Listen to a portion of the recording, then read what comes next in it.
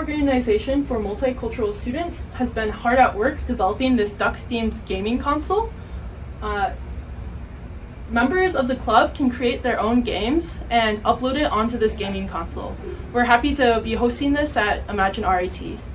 So the Quackbox originally started as a joke because I suggested that since our room was called the Comms Console, we create a video game console that we could also call the Comms Console, and the committee actually ran with that idea. At the same time, we also were starting to kind of create an unofficial mascot for Comms, which is the duck, because of our popular event, which is duck painting. And so the committee decided that we should make the whole thing duck themed, including the games and the UI. And eventually, to avoid confusion, we renamed it to the Quackbox.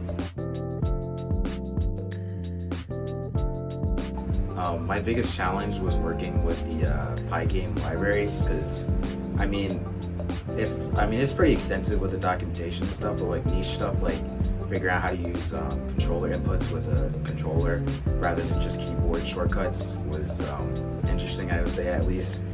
Like some of the documentation for some of the methods with it wasn't very descriptive at all, so you kind of had to rely on tutorials that were posted on YouTube or other sources. My biggest challenge with the Quackbox was definitely connecting our design from the mockup in Figma to our React front end. I haven't used React a lot, but I loved everything about it. Maybe I'll get it a full stack or front end, I don't know.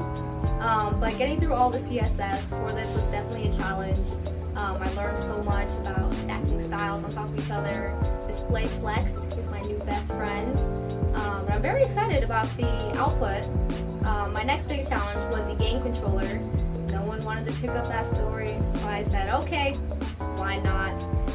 It's still causing me trouble. So by the time you're watching this, I hope it works.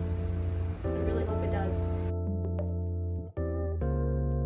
The main thing that I'm most proud of is how I got the animations to actually work when you're actually hitting the barriers in Pond Invaders game. That took way longer than I thought it would, and when I finally got it working, I was so happy. It's a small achievement, but it means a lot that I managed to get it to work.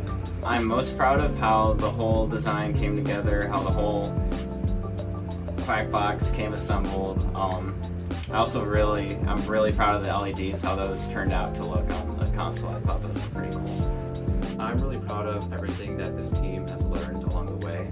From what started as just a fun idea became a learning experience for everyone. We gained CADing experience when we really didn't have any. We gained 3D printing experience, and even when it came to software and using tools like React, even though some of us were experienced in it, we had to learn lots of new things, like how to work with a controller and make this feel more like the typical video game console.